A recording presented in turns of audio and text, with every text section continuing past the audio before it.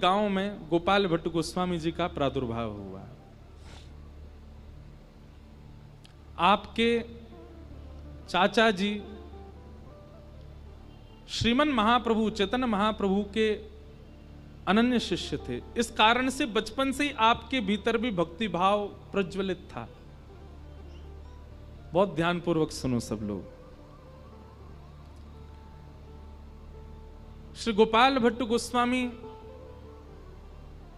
11 वर्ष की आयु के थे जब केवल, तब महाप्रभु जी का वहां आगमन हुआ और उन्होंने 4 महीना चातुर्मास वहां किया। ऐसा भक्तमाल जी में मैंने पढ़ा कि जब महाप्रभु जी बैठकर के प्रवचन करते थे तो 11 वर्ष की आयु में सामने बैठकर के श्री गोपाल भट्ट गोस्वामी जी नेत्रों से अविरल नीर बहाते और जाकर के दंडवत प्रणाम करते और जिज्ञासा में केवल एक ही प्रश्न करते कि हमें ठाकुर के साक्षात दर्शन कब होंगे। महाप्रभु जी इतने प्रसन्न हो जाते कि उनको उठा करके अपनी गोद में रखते। यही ऐसा ही प्रसंग आता है मीराबाई का। मीराबाई रोज आ जाती है कथा में। पहले दिन ही हमारे बी पराग जी ने हमको छेड़ दिया, बोले अगले साल महाराज जी मीरा चरित्र। अब मेरा आधा चरित्र तो मैं यहीं सुना गया हूं इसी साल ही। मीराबाई के प्रसंग में आता है कि मीराबाई जब अपने पिताजी के यहां रहती थी तो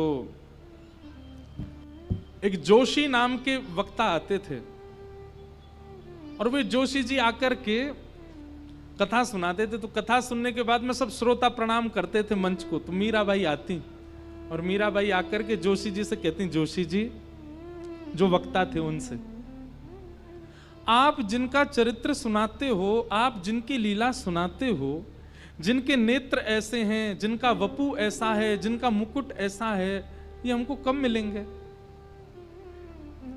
सबके प्रश्नों के उत्तर उनके पास होते, पर वो छोटी सी मीरा ऐसे बोलती कि मुझे कब मिलेंगे। जोशी जी स्तब्ध हो जाते और बस बचने के लिए कि अब इसको क्या उत्तर दूं, छोटी सी बालिका है। ऐसे ही व्यास मंच से हाथ फिर कहते मिलेंगे तुझको जरूर। वो बोलती कब मिलेंगे? मैं वही तो पूछ रही हूं, मिलेंगे कब? मिलेंगे, थोड़ी सी बड़ी हो जाओगी फिर मिलेंगे। ऐसे श्री गोपाल भट्ट गोस्वामी महाप्रभु जी उनको उठा के अपनी गोद में बैठा लेते। ऐसा उनका भक्ति भाव देख करके इतने प्रसन्न हो जाते। महाप्रभु जी कहते मुझे ठाकुर जी साक्षात कब मिलेंगे? महाप्रभु जी कहते कृपा होगी और निश्चित होगी, हमारा आशीष है, तुम्हें ठाकुर जी निश्चित प्राप्त होंगे। एक बात सदैव याद रखना बंधुओं,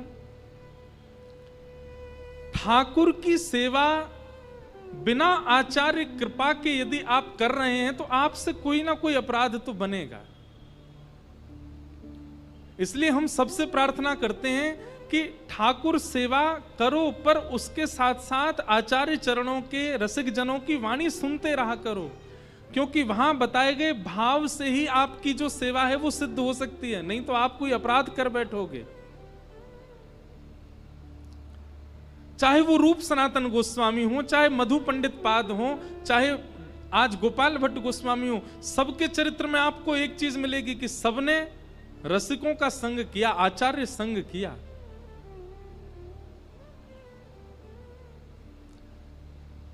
चातुर्मास के 4 महीने जैसे पूरे हुए, श्री महाप्रभु जी जैसे ही वहां से प्रस्थान करने लगे, उनके प्रस्थान के उस स्थिति को देखकर के गोपाल भट्ट गोस्वामी रुदन करने लगे और रुदन करते करते पकड़ लिए चरणारविंद और कहने लगे मैं नहीं रह पाऊंगा अब यहां पर, आप मुझे संगी ले चलो।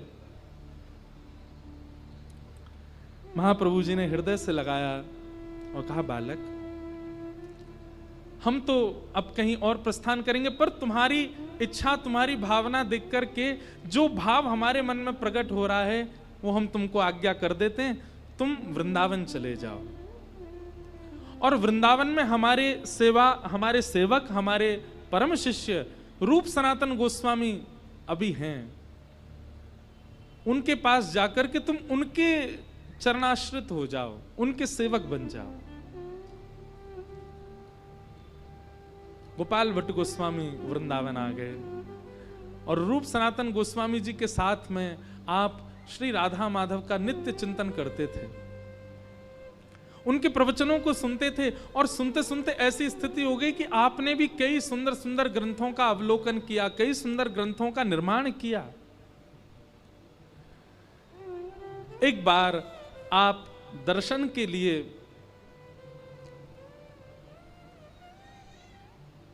नेपाल गए और नेपाल में गंडकी नदी का जो प्रारंभ होता है दामोदर कुंड, वहीं पर ही शालिग्राम भगवान प्राप्त होते हैं। आपने जाकर के मनोवांछित इच्छा से अपनी सेवा का स्वरूप मांगा और श्री शालिग्राम भगवान आपको प्राप्त हुए।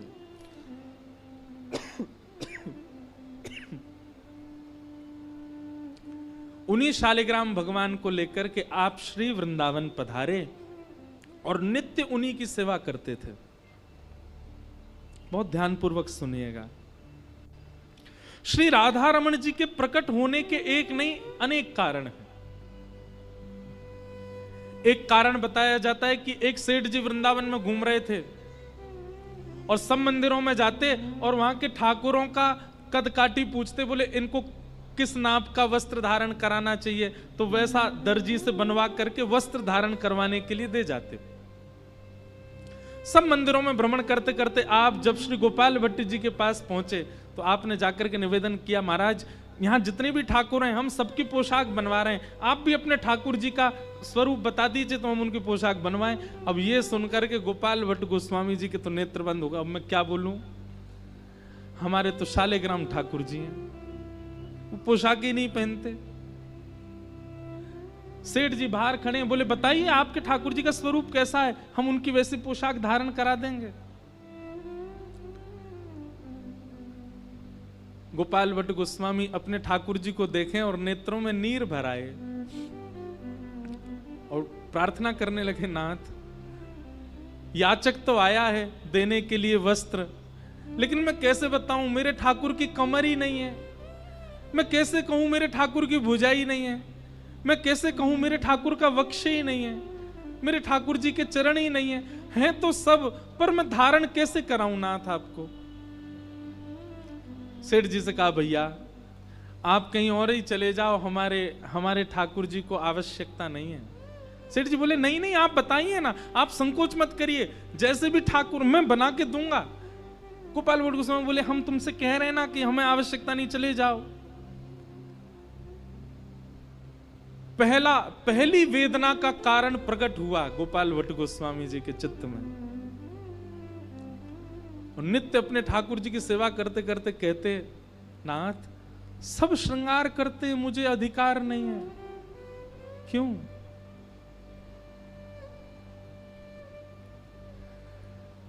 दूसरा कारण बताया कि वृंदावन में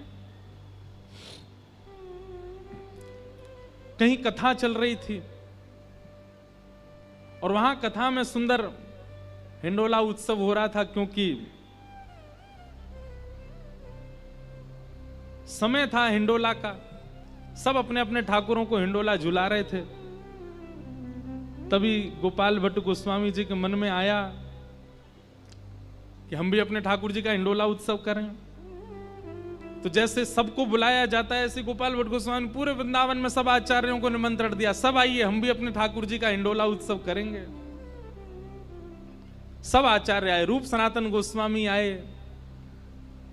सब आचार्यों के बीच में श्री हितरवंश महाप्रभु के परम शिष्य श्री हरिराम व्यास जी भी आए। अब सब आचार्य जन आकर के बैठ गए और यहां गोपाल भट्ट गोस्वामी जी झूला कर रहे थे। झूला करते करते अब आचार्य अपने अपनी बधाई उत्सव गावे, सब लोग अपने अपने पद गावे। हरिराम व्यास जी आए, हरिराम व्यास जी से कहा हमारे ठाकुर जी झूला झूल रहे हैं, आप भी कोई पद गाओ। हरिराम व्यास जी ने झूला की ओर देखा, झूला की ओर देख के बोले गा दूं? बोले हाँ गा दीजिए। झूले रे झूले मेरे गंडकी नंदन, झूले रे झूले मेरे गंडकी नंदन, झूले रे झूले मेरे गंड की नंदन, झूले रे झूले मेरे। जैसे ही कहा गंड की नंदन, गोपाल भट्ट गोस्वामी जी के नेत्र खुले। बोले ये क्या बोल रहे? इन्होंने यशोदा नंदन नहीं कहा, इन्होंने देवकी नंदन नहीं कहा, इन्होंने नंद नंदन नहीं कहा, क्या करें? गंड की नंदन। गंड की नदी से प्रकट होते हैं शालिग्राम। झूले रे झूले मेरे गंड की नंदन, झूले रे झूले। 3-4 बार तो एक ही गाने लगे तो सब आचार्य बोले आगे तो गाओ।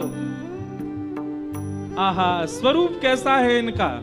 अब हरिराम व्यास जी जो है ना, हमारे ब्रज के थोड़े विनोदी स्वभाव के, मजाक किया थे, वो गा रहे हैं।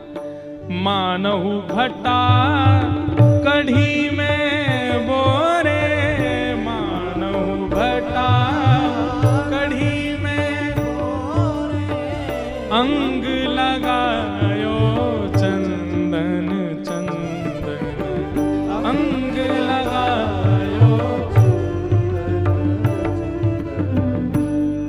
हरिराम व्यास जी बोल रहे हैं, बोले ऐसे लग रहे हैं जैसे बैगन को कड़ी में बोर दिया हो। तो कड़ी में बैगन बोर दो तो उसके जहां से बोरा गया है वहां कड़ी लग जाती तो पीरो पीरो लग जाए। इनके शालिग्राम भगवान के ऊपर चंदन बिल्कुल ऐसा ही लग रहा है जैसे मानो कोई बैगन के ऊपर कड़ी डाल दी हो। अब ये सुन करके तो गोपाल भट्ट गोस्वामी जी को और बुरा लगा। बोले ऐसे क्यों बोल रहे हैं भाई, सबको अपने ठाकुर प्रिय हैं। आचार्यों ने कहा और गाओ और गाओ। आगे कह रहे हैं, हाथ ना पाए नैन नहीं नाशा, हाथ ना पाए नैन नहीं नाशा, ध्यान करत कछु होत आनंदन, ध्यान करत कछु। झूले रे झूले मेरे गंड की नंदन, झूले रे झूले मेरे। इनकी आंख नहीं है, नाक भी नहीं है, हाथ भी नहीं है, पैर भी नहीं है, कान भी नहीं है। नेत्र बंद करके प्रयास तो कर रहा हूं कि कुछ ध्यान में आ जाए, पर कुछ आ नहीं रहा है मेरे। गोपाल भट्ट गोस्वामी जी विरह आतुर हो गए, नेत्रों से अश्रुपात गिर रहा है। लेकिन बंधुओं देखो, ये आचार्यों की गाई गई वाणी भले ही वो किसी भी रूप में हो, वो कारण बनती है ठाकुर जी के भाव को प्रकट करने के। किसी के चित्त में आचार्य वाणी प्रेम प्रकट कर देती है, किसी के चित्त में आचार्य वाणी विरह प्रकट कर रही है। हम आप होते तो हम तो गुस्सा हो जाते, पर गोपाल भट्ट गोस्वामी केवल विरह भाव आतुर होते जा रहे हैं और अपने तिरछी नजर से ठाकुर जी को देखते जा रहे हैं। शालिग्राम भगवान को देख के सोच रहे हैं और करवा लो आप, और विरह दे लो मुझको आप। ये सब आचार्यों की गलती नहीं, आप ही करवा रहे हो। हरिराम व्यास जी कहते हैं, जालंधर और वृंदा